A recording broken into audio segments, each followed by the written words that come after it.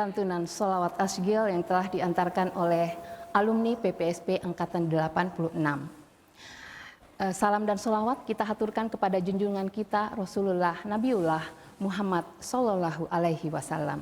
Pemirsa Fokus Islami, perlu kami sampaikan di sini bahwa hadirin yang berada di Masjid PPSP IKIP Ujung Pandang saat ini adalah para alumni dari Ikatan Keluarga Besar Proyek Perintis Sekolah Pembangunan PPSP IKIP Ujung Pandang. Hari ini kita akan membahas tentang suatu hal yang sangat penting dalam kehidupan kita, di mana biasanya setiap kita mendengar ada undangan pernikahan atau ada kerabat dan keluarga yang akan memulai hidup baru, biasanya kita akan langsung melantunkan doa, semoga sakinah, mawaddah, warahmah. Nah, tentu saja untuk mencapai keluarga sakinah, mawaddah, warahmah ada jalannya. Dan hari ini kita akan membahas tentang hal tersebut, tentang bagaimana membentuk keluarga Islami dengan akhlak mulia yang akan diantarkan oleh Ustadz Insinyur Haji Ahmad Ibrahim MT. Tafadhal Ustadz. Syukran. Jazakillah khair. Assalamualaikum warahmatullahi wabarakatuh. Waalaikumsalam warahmatullahi wabarakatuh. Innal hamdalillah nahmaduhu wa nasta'inuhu wa nastaghfir wa na'udzu billahi min syururi anfusina wa sayyiati a'malina. May yahdihillahu fala mudhillalah wa may yudlilhu fala hadiyalah. Asyhadu an la ilaha illallah wahdahu la syarikalah wa asyhadu anna Muhammadan abduhu wa rasuluh. Allahumma salli wa sallim wa barik ala sayyidina Muhammadin wa ala alihi wa sahbihi ajmain. Amma ba'da. Ibu bapak yang insyaallah dirahmati dan dimuliakan Allah Subhanahu wa taala. Kita sudah sering mendengar yang namanya sakinah, mawaddah, warahmah. Kita sudah sering mendengar yang namanya keluarga yang islami, keluarga yang berakhlak mulia. Tetapi kita belum pernah tahu sebenarnya yang mana yang disebut keluarga yang sakinah, mawaddah, warahmah. Yang mana yang disebut keluarga islami. Apakah dengan mereka semua hanya sholat, rajin ke masjid, rajin puasa, disebut keluarga yang islami? Tentu tidak seperti itu. Di dalam Al-Quran, Allah berfirman di surah 66 ayat 6. A'udzu billahi minasyaitonir rajim. Ku anfusakum wa akhlikum nara. Peliharalah dirimu dan keluargamu dari api neraka. Kenapa disuruh pelihara diri kita dan keluarga kita dari api neraka? Apa makna dari ayat ini? Maknanya adalah bukan sekedar menyuruh anak-anak kita, keluarga kita untuk sholat. Tapi lebih daripada itu, bagaimana membangun keluarga itu menjadi keluarga yang akhlak mulia. Nah, untuk menjadikan satu keluarga yang akhlak mulia, maka tentu yang harus memberikan contoh yang utama adalah orang tuanya, yaitu sang bapak. Karena bapak di dalam konsep ketuhanan kita, yaitu agama Islam, maka bapaklah yang menjadi panutan. Sebagaimana para nabi, para rasul yang telah diutus oleh Allah menjadi panutan bagi keluarganya dan seluruh umatnya. Kalau bapaknya bisa memberikan contoh dan ibunya bisa menjadi baik, maka keluarga itu pasti menjadi keluarga yang sakinah, mawaddah, warahmah. Siapa contohnya? Kita lihat. Contoh dicontohkan siapa? Nabi Musa alaihissalam. Di mana bapak dan ibunya orang yang beriman, kemudian dia menjadi anak yang beriman. Siapa lagi contohnya kita lihat? Rasulullah sallallahu alaihi wasallam. Orang tuanya adalah orang yang taat, orang yang beriman, maka Rasulullah juga menjadi orang yang taat, orang yang beriman. Sebaliknya, ada keluarga di mana bapaknya adalah nabi, tapi anaknya, istrinya bermasalah, maka keluarganya berantakan. Siapa contohnya? Adalah Nabi Nuh alaihissalam. Di mana Nabi Nuh seorang nabi yang diutus oleh Allah, tapi istrinya tidak mau mendengar. Maka anaknya juga ikut berantakan.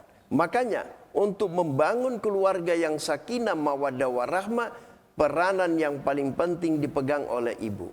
Kenapa? Karena ibu adalah madrasatul ula. Para ulama sepakat bahwa yang pertama memberikan pendidikan kepada seorang anak itu adalah ibunya. Kalau ibunya bermasalah, yakin dan percaya anaknya besar kemungkinan bermasalah. Walaupun bapaknya baik, tapi kalau ibunya bermasalah, anaknya banyak sekali yang bermasalah. Kenapa? Contoh di dalam Al-Quran para nabi. Nabi Nuh alaihissalam baik, tapi istrinya bermasalah, maka anaknya jadi bermasalah. Nabi Lut alaihissalam adalah nabi, orang yang soleh, tapi istrinya bermasalah, maka keluarganya bermasalah. Sebaliknya kita lihat, Nabi Ibrahim, bapaknya bermasalah, tetapi ibunya baik, maka Nabi Ibrahim menjadi baik. Inilah contoh-contoh atau pelajaran yang ada di Al-Quran yang tidak pernah kita ambil sebagai pelajaran. Makanya Allah banyak sekali berfirman di dalam Al-Quran, jadikanlah Al-Quran itu sebagai pelajaran, sebagai sejarah dalam hidup kita. Tapi apa yang terjadi? Selama ini kita hanya banyak membaca Arabnya saja. Padahal kita bukan orang Arab. Seharusnya selain Arabnya sebagai suatu kewajiban untuk membaca, kita juga wajib membacanya sebagai bahasa kaum. Kaumnya Rasulullah yang ada di Indonesia tentu adalah bahasa Indonesia. Maka kita pakai terjemahannya untuk memahami ayat-ayat Al-Quran. Kalau setiap hari ibu-ibu, bapak-bapak hanya membaca Al-Quran Arabnya saja, jangan pernah sangka dan jangan pernah heran kalau nyawa ibu-ibu bapak-bapak sudah di leher, ibu-ibu akan menyesal. Di dalam Al-Quran disebutkan di surah 23 ayat 99 dan 100, Allah berfirman yang artinya, jika salah seorang di antara orang-orang yang kafir atau orang yang berdosa itu meninggal, maka dia akan berkata, ya Tuhanku, kembalikan saya ke dunia. Saya akan melakukan apa yang pernah saya tinggalkan dahulu. Perbuatan-perbuatan baik. Allah berfirman, tidak ada. Itu dalihmu saja. Sesungguhnya di depanmu sudah ada alam barzah. Sudah ada barzah. Artinya apa Bapak Ibu? Semasa kita masih hidup, perlu kita selalu mengintrospeksi diri kita. Nah persoalannya adalah, kita ini tidak paham siapa diri kita. Bagaimana mungkin kita berakhlak mulia sementara kita tidak tahu bagaimana konsepnya, bagaimana caranya supaya kita berakhlak mulia, bagaimana supaya kita keluarga kita menjadi orang-orang yang berakhlak mulia. Perlu kita ketahui ibu-ibu, satu-satunya yang bisa membuat kita menjadi akhlak mulia yaitu apa? Yaitu sholat yang khusyuk. Allah berfirman di surah Al-Ankabut ayat 45, A'udzubillahi minasyaitonirrajim. Inna sholata tanha anil fahsya'i wal munkar. Apa artinya Bapak Ibu? Sesungguhnya sholat itu mencegah kita dari keji dan munkar. Jadi kalau ada orang ibu-ibu yang suka gosip, kira-kira masuk mana Ibu? Bapak? Masuk dalam sifat munkar. Kira-kira sholatnya khusyuk atau tidak Bu? Tidak. Maka untuk melihat orang itu khusyuk sholatnya, lihat pada perilakunya. Bukan tata cara sholatnya. Bukan bagaimana dia sholat. Tapi bagaimana implikasi daripada sholat itu. Makanya Quran itu Bapak Ibu, Quran Allah turunkan sebagai pedoman. Allah berfirman di surah Al-Jasiyah ayat 20. A'udzubillahi minasyaitonirrajim. Hadza basairun linnas. Quran ini pedoman bagi manusia. Wa hudaw wa rahmah liqaumi yuqinun. Sebagai petunjuk dan rahmah bagi orang yang meyakini. Meyakini artinya orang yang mau mempelajari, mau memahami dan mau mengaplikasikan di dalam hidupnya. Nah, terus pertanyaannya, bagaimana sholat yang khusyuk itu? Nah, tentu kita harus tahu dulu bagaimana yang tidak khusyuk. Yang tidak khusyuk artinya Bapak Ibu, pikirannya kemana-mana ketika dia sholat. Dia takbir Allahu Akbar. Begitu dia baca Al-Fatihah mulai muncul. Waduh, ini baju seragam sebentar, kalau kita mau syuting warna apa yang pas? Jilbabnya kenapa hijau, kenapa pink? Coba. Sampai selesai sholat yang diingat baju seragam. Bapak Ibu. Coba. Nah ini bapak-bapaknya Allahu Akbar. Dia sholat Jumat di masjid. Begitu imam baca Al-Fatihah ikut, mati sandalku di luar. 700.000 itu. Makanya saya bawa sandal, saya pikir di masjid ini jadi saya bawa sandalnya tidak bagus. Karena takutnya nanti ada yang ambil, kita pikir saat sholat. Nah ini Bapak Ibu. Nah inilah yang harus dikasih sholat. Selama ini yang sholat hanya tubuh kita.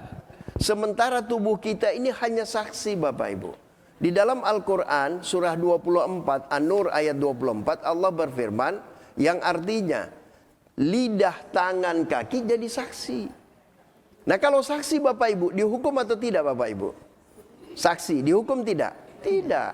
Yang dihukum itu adalah terdakwa. Yang mana terdakwanya? Allah berfirman di dalam Al-Quran surah 17 ayat 36. Inna sam'a wal basara wal fu'ada kullu ulaika kana anhu mas'ula. Artinya apa Bapak Ibu? Bingung. Sesungguhnya pendengaran, penglihatan, dan hati nurani dimintai pertanggungjawaban. Jadi yang dimintai pertanggungjawaban itulah yang disebut jiwa. Jiwa inilah nanti yang masuk surga atau masuk neraka. Makanya ketika kita meninggal, yang dicabut adalah nyawa. Nyawa itu isinya dua, satu ruh, satu jiwa. Makanya ketika dicabut itu tercabut dua-dua. Ruhnya kembali kepada Allah karena milik Allah. Jiwanya inilah yang masuk di alam barzah. Yang mana itu? Yang tadi pendengaran, penglihatan, dan hati nurani. Hati nurani itu isinya adalah pikiran dan perasaan. Jadi hati kita itu bukan di sini Bu, di sini hati kita. Jadi kalau sakit itu sakitnya di sini. Ibu-ibu kan biasa sakitnya di sini. Di sini Bu sakitnya, bukan di sini Pak ya. Sakitnya tuh di sini. Ya, karena pikiran dan perasaan. Nah ini Bapak Ibu. Orang berbuat jahat Ibu karena apanya? Karena dia melihat, mendengar dan berpikir, akhirnya melakukan. Tangan ini diperintah. Contoh Bapak Ibu kalau stroke, tangan Bapak Ibu nggak bisa gerak. Yang bermasalah apanya? Pikiran, otaknya. Nah kontrol seluruh tubuh itu adalah otak kita. Maka hati kita itu di situ. Itulah yang disebut kalbun. Kalbun itu adalah pikiran dan perasaan. Inilah yang harus diolah. Ini yang harus dijaga. Ini yang harus ditingkatkan setiap hari menuju kepada akhlak mulia. Hadirin, Bapak Ibu dan pemirsa yang ada di rumah.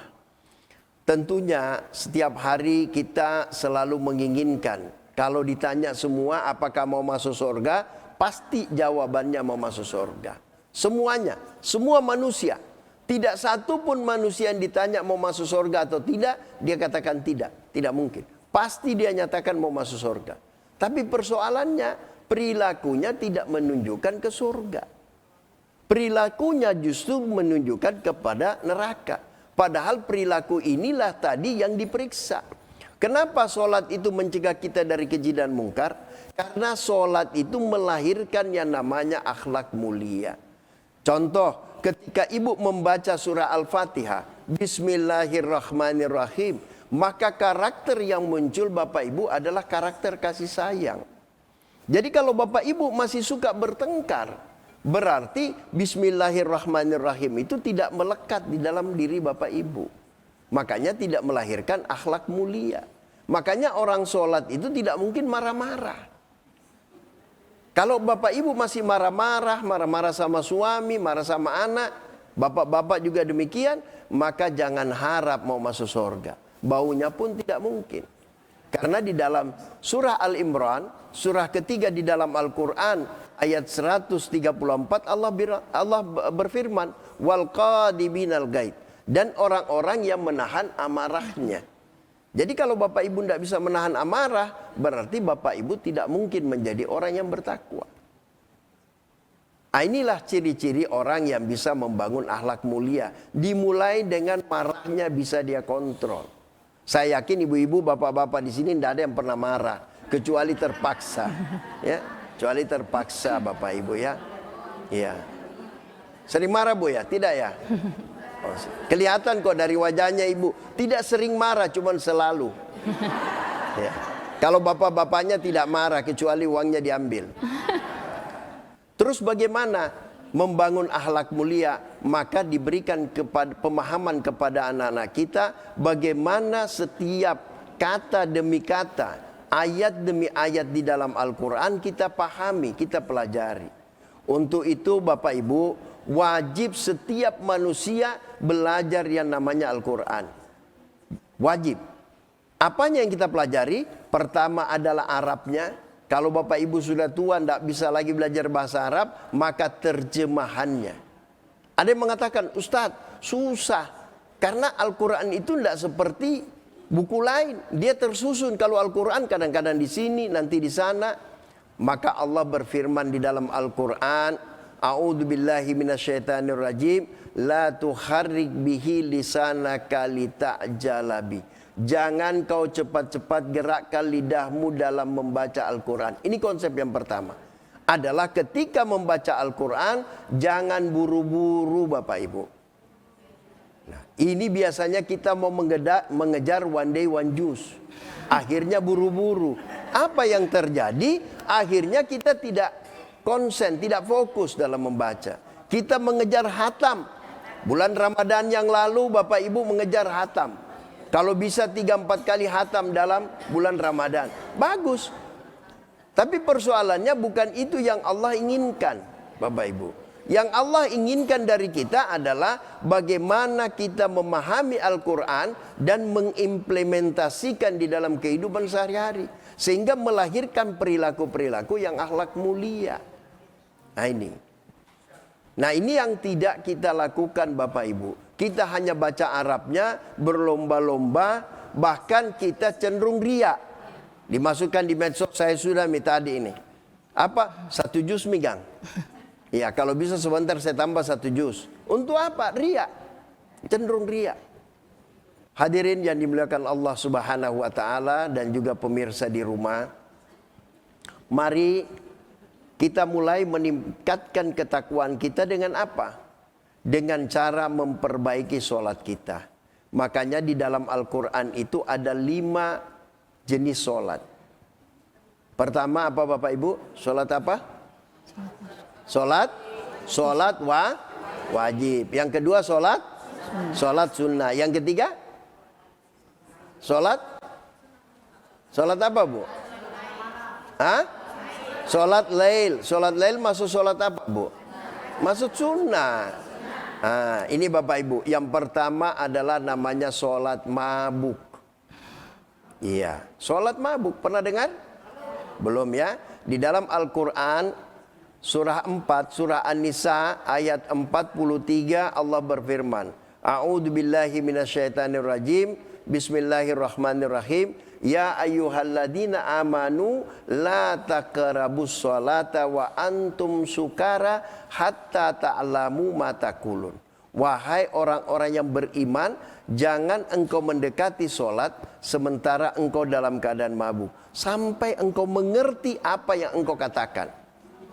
Jadi kalau Bapak Ibu tidak mengerti yang dibaca, berarti Bapak Ibu mabuk. Kira-kira ada nggak di sini yang begitu Bapak Ibu? Baik, ini yang pertama Bapak Ibu. Jadi tidak mengerti apa yang dia baca. Yang kedua adalah sholat munafik. Sholat tapi munafik. Di surah 4, surah An-Nisa, ayat 142. Allah berfirman, A'udzu billahi minasyaitonir rajim. Innal munafiqina yukhadi'unallaha wa huwa khadi'uhum. Wa idza kamu ila sholata kamu kusala. Yura'unan nasa wala yadhkurunallaha illa qalila. Orang-orang munafik itu mau menipu Allah. Allah membalas tipu daya mereka. Ketika berdiri untuk sholat, mereka berdiri asal-asalan. Asal-asalan maksudnya dia tidak perhatikan kehusuannya, tidak tumak nina, ya kan? Dia cenderung buru-buru, ya kan? Apalagi kalau mau ke pesta Ibu, dia balap nih sholatnya. Nah ini. Apalagi yura'unan nasa, dia cenderung riya. Kalau ibu-ibu jarang riya, yang banyak riya itu bapak-bapak. Iya. Kalau di rumah Pak sholat rajin kalau ada istrinya. Kenapa ditegur? Bahaya kalau tidak. Nah begitu di warung kopi, lupa sholatnya. Asik main domi, lupa sholat. Ini Bapak Ibu, cenderung riya. Ya. Yang ketiga apa? Wala yadhkurunallaha illa qalila. Tidak mengingat Allah kecuali sedikit. Takbir, Allahu Akbar. Begitu baca Bismillahirrahmanirrahim muncul. Aduh, ada yang ketuk-ketuk di luar. Siapa lagi punya paket itu? Berteriak lagi, Assalamualaikum, Assalamualaikum paket. Siapa ini yang punya paket ini? Dia ruku, Allahu Akbar. Ketika dia ruku, terus tambah besar suaranya. Mengganggunya ini paket. Dia tidak dengar kita sholat. Tambah dikasih besar suaranya. Sami Allahu liman hamidah. Tambah berteriak paketnya. Dia lagi ini anak-anak capekku ini sangin paket dia besar. Sampai selesai sholatnya yang diingat apa Bapak Ibu? Paket. Nah bagaimana mau diterima sholatnya?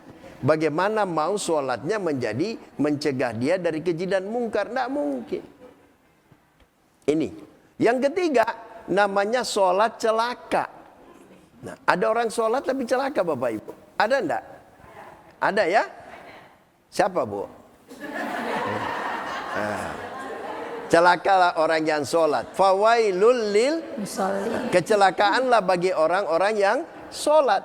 Orang sholat celaka. Yang mana itu? Alladzina hum an sholatihim sahun. Yaitu orang-orang yang lalai dalam sholatnya. Lalai apanya? Lalai aspek sosialnya Ibu. Sholat juga marah-marah juga. Sholat juga baper juga. Baper tahu Bu ya? Baper apa Bu? Kalau orang Makassar bilang mojo Ibu. Iya. Ya. Nah, begitu teman-temannya kumpul dia minder ndak enak. Sholat juga, gosip juga. Tapi bukan di sini Bu ya, ibu-ibu di sini ndak ada yang gosip. Di sana aja. Iya, sedikit-sedikit sih kalau di sini gosipnya Bu ibu-ibunya. Ini, sholat juga masih menzolimi orang. Sholat juga mengambil yang bukan haknya. Sholat juga masih juga mencela. Ya, sholat tapi masih mencela. Coba Ibu kalau 3 kali dia pakai di pesta bajunya mulai itu sebelahnya. Yang mana bibirnya? Coba. Bukan mulutnya Bu, bibirnya mami. Yang mana? Kenapa? 4 kali dia pakai. Jadi jasmi itu bajunya. Coba Bu. Bagaimana mau diterima sholat kita? Bagaimana mau menjadi akhlak mulia? Nah ini 3 jenis sholat Bu. Ada 6 Bu. Ini baru 3. Pertanyaan saya Ibu. Kira-kira 3 jenis sholat ini bagus atau tidak Ibu? Oh berarti yang tidak cuma sedikit. Yang lain bagus ya. Bagus atau tidak Ibu? Bagus daripada tidak sholat. Iya kan? Daripada ibu-ibu tidak sholat, mending sholat. Tujuannya kalau ibu sholat masih bisa dapat hidayah. Kalau tidak sholat sudah tidak dapat hidayah. Ini Bapak Ibu. Makanya kita harus perbaiki sholat kita. Di dalam Al-Quran surah 23 ayat 1 dan 2 Allah berfirman, A'udzubillahi minasyaitonirrajim. Bismillahirrahmanirrahim. Qad aflahal mu'minun. Beruntung orang-orang mukmin itu. Yang mana yang beruntung? Alladzina hum fi sholatihim khashi'un. Orang yang khusyuk dalam sholatnya. Jadi hanya orang yang khusyuk dalam sholatnya yang beruntung, yang berpahala. Kalau tidak khusyuk berarti tidak beruntung, rugi. Dia hanya olahraga. Nah itu. Makanya perlu kita tingkatkan. Ini yang keempat. Yang kelima, apalagi adalah khusyuk terpelihara.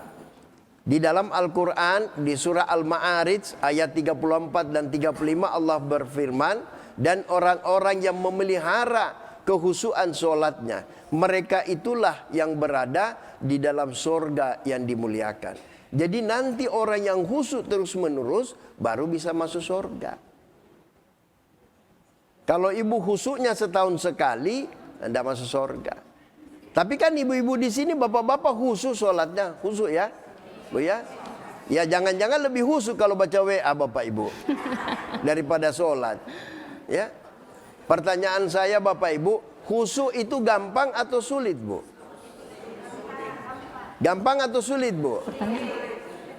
Ya, bukan lagi sulit, Bu. Zulit. Kenapa Bapak Ibu? Karena kita tidak terlatih dari kecil. Kita tidak pernah memaknai bacaan-bacaan sholat. Tidak pernah kita tadabburi. Kita tidak pernah tumaknina di dalam sholat kita. Kita cenderung buru-buru dalam sholat. Bayangkan, saya biasa lihat sholat 2 rakaat 1 menit. Mau baca apa Bapak Ibu? Bagaimana mau mentadaburi? Sementara ketika kita sholat itu harus ditadaburi Bapak Ibu. Contoh, ketika ibu duduk di antara 2 sujud. Ini sering saya contohkan Bapak Ibu. Bacaannya apa Bapak Ibu? Rabbi ghafirli wali walidayya Warhamni wajiburni. Kan tadi Rabbi ghafirli. Jadi ibu-ibu, kalau ibu mestinya ketika duduk di antara 2 sujud, ibu bangun tuh ibu langsung Rabbi ghafirli, ya Allah ampuni dosa-dosaku. Diingat Bapak Ibu dosa-dosa tak. Ibu-ibu ingat, oh ya Allah pernah saya ambil suamiku uangnya dalam dompet, saya tidak lapor. Ya Allah saya sering marah-marahi suamiku, maafkan saya. Ya Allah saya berdosa sama orang tuaku, saya bantu. Diingat semua dosa-dosa tak. Ibu tidak baca surah-surah lain, kalau ibu tidak mengerti tidak apa-apa. Al-Fatihah saja ibu langsung ruku boleh, sah sholatnya. Karena Al-Fatihah masuk rukun, surah setelah Al-Fatihah itu tidak masuk rukun. Tidak masuk dalam rukun ibu. Jadi kalau ibu tidak baca langsung ruku tidak ada masalah. Ya. Sah sholatnya. Ibu hanya baca, ada yang bilang, Ustadz saya hanya hafal trikul. Tidak apa-apa, trikul saja. Qul huwallahu ahad, Qul a'udzu birabbil falaq dan Qul a'udzu birabbin nas. Silakan, tidak masalah. Yang penting ibu tahu maknanya. Ibu bisa mentadabburi ketika membaca. Ketimbang ibu baca panjang-panjang, tidak tahu artinya, tidak tahu maknanya, untuk apa? Makanya di dalam Al-Quran surah 73 disebutkan bahwa bacalah apa yang mudah bagimu. Jadi kita disuruh Allah membaca apa yang mudah, jangan mempersulit diri. Ya, apalagi kalau ibu-ibu ini kan masih muda-muda, ya kan, Bu ya? Ya, ya, 20-an ke bawah ini. Ya, makanya daya ingatnya daya ingatnya ini kurang bagus nih karena masih di bawah umurnya. Seandainya tua ki ibu daya ingat kuat ji. Ya, jadi kalau kita sudah berumur daya ingat sudah turun ibu, jangan paksa diri. Yang penting memahami. Jadi tadi Ustadz mengatakan bahwa untuk menciptakan akhlak mulia itu adalah dengan memperbaiki sholat. Sholat, benar. Kemudian kita sudah memperbaiki sholat, sudah berusaha untuk mengikuti dan berusaha untuk sekhusyuk mungkin. Tetapi ada, mungkin kita pernah marah pada seseorang dan itu belum hilang. Apakah ini sudah masih bisa dianggap sebagai akhlak mulia atau bagaimana? Tidak bisa ibu. Karena di dalam Al-Quran surah Al-Imran ayat 133 dan 134 Allah berfirman, A'udzu billahi minasyaitonir rajim, wasari'u ila maghfiratin mir rabbikum wa jannatin arduhas samawati wal ard uiddat lil muttaqin. Dan bersegeralah kamu untuk mendapatkan ampunan dari Tuhanmu yang surganya seluas langit dan bumi, yang disediakan bagi orang-orang yang bertakwa. Yang mana itu? Alladzina yunfikuna bis-sarra'i wad-dharra'i. Orang yang menafkahkan hartanya baik di waktu lapang maupun sempit. Wal qadiminal ghaid, orang yang menahan amarahnya. Wal afina anin nas, orang yang memaafkan orang lain atau minta maaf. Wallahu yuhibbul muhsinin. Allah mencintai orang-orang yang berbuat baik. Jadi kalau ibu-ibu, bapak-bapak masih ada kedongkolan dalam diri tidak memaafkan orang, maka jangan harap ibu masuk kategori takwa. Dan hanya orang takwa yang disediakan surga Bapak Ibu. Allah berfirman tadi di surat 133-nya, yang disediakan surga hanya orang yang bertakwa. Jadi kalau tidak bertakwa tidak bisa. Kalau ibu-ibu masih marah sama suami, masih marah sama saudara, marah sama anak, jangan harap ibu. Tidak mungkin Bapak Ibu. Tidak mungkin. Tidak mungkin. Jangankan kita, Nabi Musa itu keras minta ampun. Tapi ketika disuruh ke Fir'aun, Allah berfirman, Ya Musa, idhab ila Fir'aun. Pergilah kau ke Fir'aun. innahu tagha. Sesungguhnya Fir'aun itu sangat melampaui batas, sangat durhaka. Tapi Musa, kata Allah, sampaikan dengan lemah lembut. Coba, ke Fir'aun yang begitu kejam disuruh sampaikan lemah lembut. Hari gini Bapak Ibu kita lihat di medsos, dimaki-maki itu orang, dicela orang itu. Ya, kalau kita tidak suka, sudahlah kita buka semua aibnya. Nah, inilah masalah kita. Makanya Bapak Ibu jangan heran kalau negeri kita ini ke depan akan banyak azab. Jangan heran Bapak Ibu. Sudah banyak Allah contohkan ke kita. Apa? Dikirimkan pemimpin-pemimpin di daerah-daerah atau di desa atau di mana yang zolim, yang hanya memperhatikan dirinya. Di Al-Quran sudah ada Bapak Ibu. Di surah 6 ayat 123. Jadi Allah menjadikan orang-orang pembesar-pembesar di satu negeri itu menjadi zolim. Kenapa? Karena rakyatnya tidak beriman bertakwa. Allah berfirman di dalam Al-Quran surah 7 ayat 96. Walau anna akhlal qura aman wattaqau. Sekiranya penduduk-penduduk negeri ini beriman dan bertakwa, la fatahna alaihim barakatim minas sama'i wal ard. Kami turunkan keberkatan dari langit dan bumi. Walakin kazzabu, akan tetapi mereka mendustakan. Fa'akhadnahum bima kanu yaksibun. Maka kami azab mereka terhadap apa yang mereka lakukan. Jadi kalau kita diazab oleh Allah, pemimpin kita bertikai, seperti sekarang pemilu seperti ini, itu salah kita Bapak Ibu. Bukan salah pemimpin. Jangan salahkan pemimpin kita. Jangan salahkan presiden kita. Salah kita. Salah kita. Salah rakyat. Karena Allah sudah sampaikan. Sekiranya penduduk-penduduk negeri. Kalau penduduk negeri, berarti siapa Bapak Ibu? Ya kita semua. Kita semua bermasalah, tidak bertakwa. Masih suka marah-marah. Masih suka mencela. Masih suka kirim hoax. Nah, jadi jangan harap. Tidak mungkin.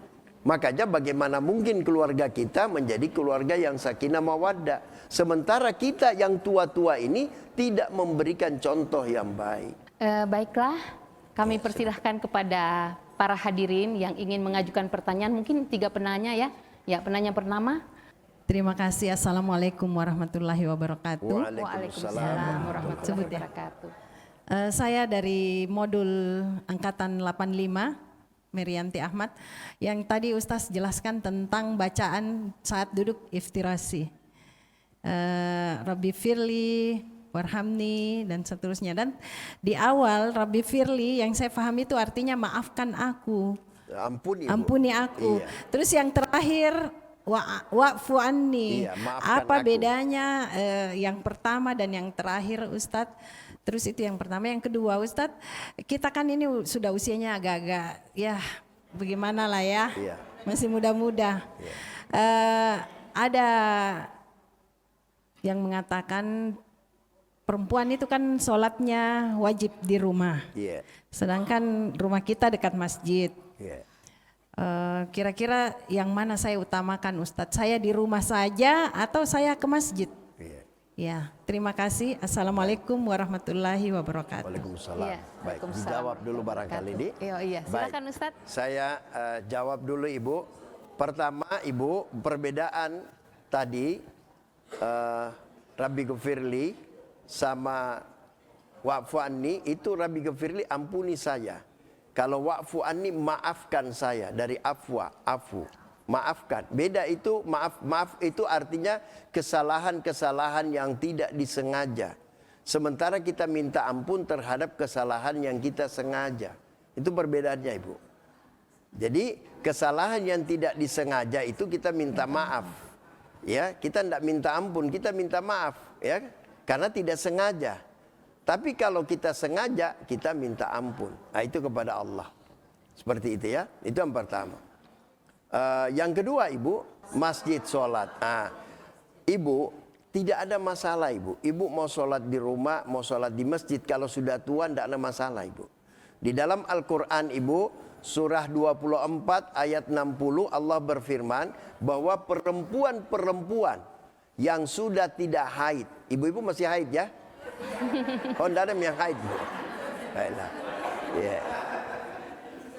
Ya, perempuan-perempuan yang sudah tidak haid dan tidak ada keinginan lagi untuk menikah, maka dia boleh melepas pakaian luarnya. Artinya di Arab itu orang ibu dua pakaiannya. Ada pakaian dalamnya, terus ada jubahnya. Jubah itu bisa dilepas, jadi tinggal kayak you can see. Itu boleh kalau orang sudah tua dan tidak ingin menikah lagi, ya. Tapi kalau ibu-ibu ini tidak termasuk yang saya sebutkan tadi. Kenapa ibu? Tahu enggak bu, kenapa ibu-ibu enggak termasuk? Karena ibu-ibu masih pakai make up. Jadi kalau ada orang yang sudah tidak memperdulikan dirinya, tidak pakai make up dan tidak lagi tertarik untuk menikah serta dia sudah tua menopause, maka dia pakai you can see juga tidak apa-apa. Saya persilahkan kepada penanya yang kedua, Pak Saleh Rais, silakan. Ya, silakan. Bismillahirrahmanirrahim. Assalamualaikum warahmatullahi wabarakatuh. Waalaikumsalam warahmatullahi wabarakatuh. Saya dari angkatan 86. Ingin saya tanyakan karena tadi Ustaz berbicara tentang Quran. Sekarang ini fenomena anak-anak sekarang seolah-olah disuruh atau bahkan diwajibkan untuk menghafal Al-Quran. Nah, pertanyaan pertama adalah bagaimana efeknya terhadap akhlak dalam rumah tangga sang anak dengan hafalannya. Yeah. Nah, ini yang pertama. Yang kedua, saya pernah mendengar, entah ini salah kaprah atau tidak, banyak orang tua mau mengeluarkan dana yang banyak demi anak-anaknya mampu menghafal Al-Quran. Karena mereka punya anggapan bahwa kalau kita punya anak menghafal Al-Quran misalkan 30 juz, orang tua itu sudah akan mendapatkan mahkota. Seolah-olah dia sudah ada jaminan surga. Sehingga ada orang tua 3 anaknya penghafal Al-Quran, dia begitu percaya diri. Bahkan mungkin ada hal-hal yang dia tidak lakukan lagi karena dia begitu percaya bahwa dengan 3 anak saya sudah punya modal. Assalamualaikum warahmatullahi wabarakatuh. Waalaikumsalam warahmatullahi wabarakatuh. Ya, silakan Ustaz dijawab. Baik, Bapak Ibu, inilah salah kaprah di dalam kehidupan kita di Indonesia. Kita ini orang Indonesia.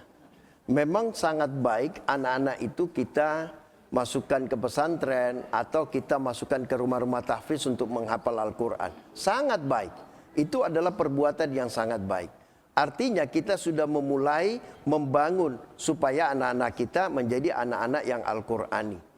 Nah, tetapi ingat Bapak Ibu, itu anak-anak yang kita kasih begitu adalah usia-usia yang SD sampai SMP. Silakan. Supaya apa? Nanti terjaga Al-Qur'annya. Tetapi kalau ada anggapan bahwa nanti anak ini bisa menarik kita ke surga, ini yang masih dipertanyakan Bapak Ibu. Kenapa? Karena contoh di Al-Quran kita lihat. Contohnya siapa Bapak Ibu? Nabi Ibrahim. Nabi Ibrahim itu kurang apa Al-Quran sama dia? Bapaknya para nabi, kakek buyutnya Rasulullah dan kakek buyutnya para nabi. Ya kan? Nabi Ibrahim punya anak dua anaknya. Satu namanya Ishak dan satu Ismail. Ishak ini turun sampai ke Nabi Isa. Ismail ini sampai ke Nabi Muhammad SAW. Semua nabi, kurang apa? Tapi nyatanya ketika dia doakan bapaknya ditolak sama Allah. Di dalam Al-Quran disebutkan berkali-kali bahwa Allah menolak Nabi Ibrahim terhadap orang tuanya. Jadi mana itu yang penghafal Quran bisa menyelamatkan orang tuanya? Tidak ada, ditolak. Yang kedua siapa? Nabi Nuh.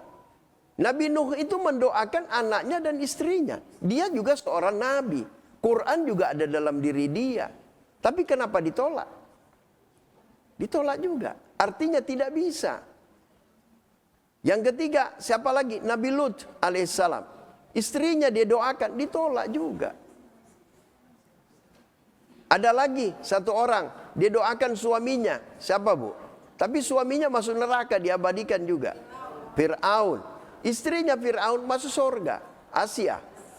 Asia selalu mendoakan Fir'aun, tapi ditolak. Jadi tidak ada jaminan Bapak Ibu. Kenapa? Karena orang tuanya tidak beriman bertakwa. Jadi anaknya bisa memberikan seperti itu apabila orang tuanya juga beriman bertakwa. Ya. Jadi harus beriman bertakwa dulu. Demikian ya. Terima kasih. Bagaimana Pak Saleres ya? Cukup ya? Cukup ya? Oke. Iya, mungkin pertanyaan terakhir Ibu Eri silakan. Assalamualaikum warahmatullahi wabarakatuh. Waalaikumsalam warahmatullahi wabarakatuh. Topik pembicaraan kita pada kesempatan ini adalah tentang keluarga sakinah mawaddah warahmah. Yang ingin saya tanyakan Ustadz, yang pertama adalah bagaimana strategi kita agar selalu menjadi keluarga yang sakinah mawaddah warahmah. Karena tadi mungkin hanya fenomena-fenomena keluarga yang Ustadz jelaskan, tetapi tidak memberikan bagaimana strateginya. Utamanya supaya ibu-ibu tidak suka marah-marah sama suami dan tidak suka mojok sama suami. Utamanya pada tanggal tua. Baik. Yang kedua, tadi kita berbicara tentang sholat yang khusyuk. Kita semua tahu bahwa teknologi membuat kita biasanya tidak fokus lagi pada saat sholat. Belum lagi kalau WA-nya bunyi ting-tong dan seterusnya. Dan mungkin ada resep dari Ustaz, bagaimana caranya, cara yang sederhana dan ampuh agar supaya kita bisa sholat khusyuk. Minimal mungkin beberapa menit kita bisa khusyuk. Karena saya tahu bahwa kita manusia biasa, untuk sepanjang sholat, saya yakin itu sangat susah untuk mencapai kekhususan yang penuh. Terima kasih Ustaz. Ya, Baik. silakan Ustaz. Terima kasih Ibu. Bagus sekali pertanyaannya. Ya, ini yang saya tunggu-tunggu pertanyaannya dari tadi. Bagaimana caranya menjadikan keluarga kita keluarga yang sakinah mawaddah warahmah? Pertama Ibu, adalah kita harus bersama-sama belajar Al-Quran. Ya, suami, istri, dan anak kalau perlu. Minimal suami dan istri dulu. Bagus kalau anak. Kenapa? Berapa lama? Minimal 3 jam sampai 4 jam satu hari. Itu dulu Bapak Ibu. Tidak mesti berturut-turut Ibu. Mungkin 10 menit pagi, 10 menit siang. Pokoknya satu hari itu kurang lebih 4 jam. Kenapa 4 jam Bu? Allah memberikan kita waktu berapa jam hidup Ibu? 24 jam. 24 jam kurangi 8 jam waktu tidur. Berarti sisa berapa Ibu? 16 jam. Seperempatnya saja Bu. Kan 16 jam Bu. Ibu pakai aktivitas. Seperempatnya saja untuk Allah. Itu baru bisa Ibu. Supaya apa? Masing-masing tahu fungsi dan tanggung jawabnya. Kalau dalam rumah tangga, masing-masing orang tahu fungsi dan tanggung jawabnya, maka pasti tercipta keluarga yang sakinah mawaddah warahmah. Sesuai Al-Quran maksudnya. Ya. Jadi jangan menurut pikiran kita. Jangan menurut pikiran-pikiran orang. Tapi sesuai Al-Quran Ibu. Apa itu? Seorang bapak tanggung jawabnya apa Ibu? Mencari nafkah. Surah Al-Baqarah ayat 233. Seorang ibu apa? Mengasuh anaknya, mengurus anaknya. Ya. Nah kalau ibunya tiap hari hanya di mall keliling, bapaknya di luar keluyuran, selesai anaknya. Tidak mungkin tercipta keluarga yang sakinah mawaddah warahmah. Ya. Jadi konsep pertama adalah belajar Al-Quran, memahami Al-Quran. Itu dulu. Ya. Yang kedua adalah bagaimana supaya kita tidak marah-marah. Ini harus kita tahu ilmunya Ibu.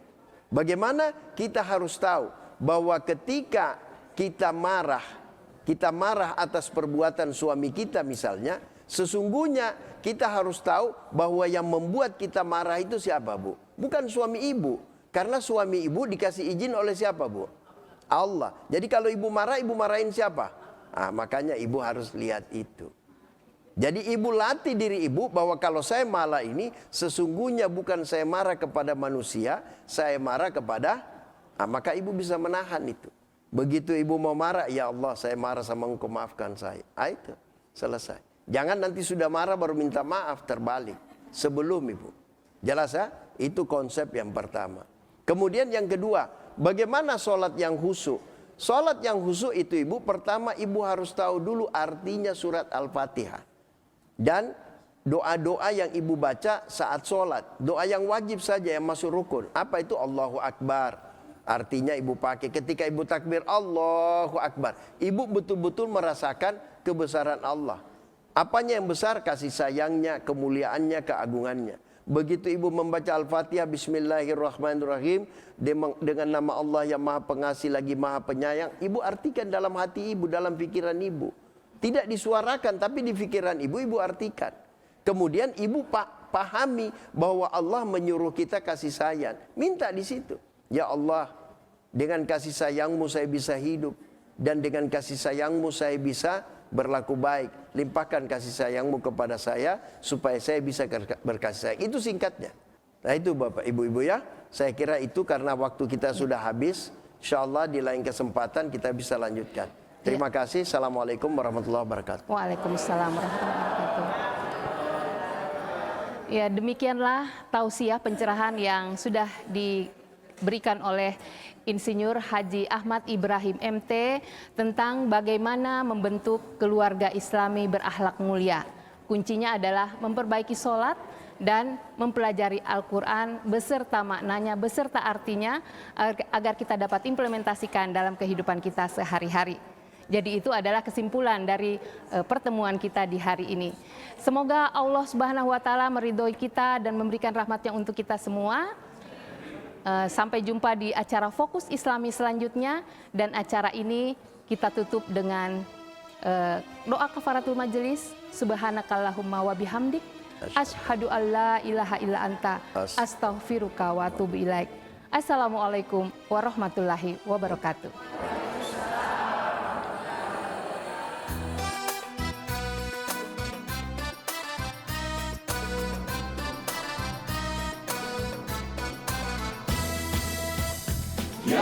Rasulullah salamun alaik ya Rafi asyani wad darani afatai ya jiratal alamin ya uhailal judi wal karami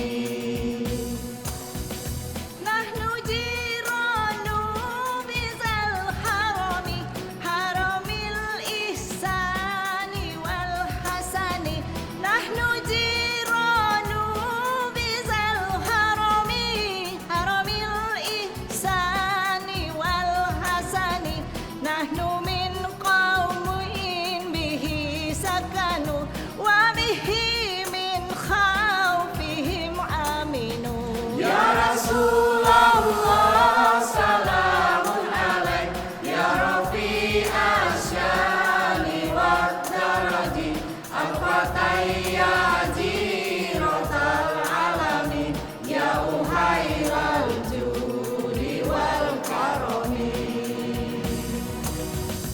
wa bi ayatil qur'ani unu fatta'id fina akhawahani wa bi ayatil qur'ani unu fatta'id fina akhawahani na'riful batha wa tarifuna wa safa wal baitu ya'lafuna ya Rasulullah salamun alaik ya Rafi asyani wad daraji al-fatai ya jiratal alamin ya uhailal judi wal karami walanal ma'la wa kaifu mina fa'laman hasa wa kun wa kini walanal ma'la wa kaifu mina fa'laman hasa wa kun wa kini walana khairul anabi abu wa aliyul mutada hasabu ya Rasulullah salamun alaik ya Rafi asyani wad daraji al-fatai ya jiratal alamin ya uhailal judi wal karami wa ila sibatani nantasibu nasabam ma fihi min dakhoni wa ila sibatani nantasibu nasabam ma fihi min kami mimimbadahu qalabu minhu sadatum bisa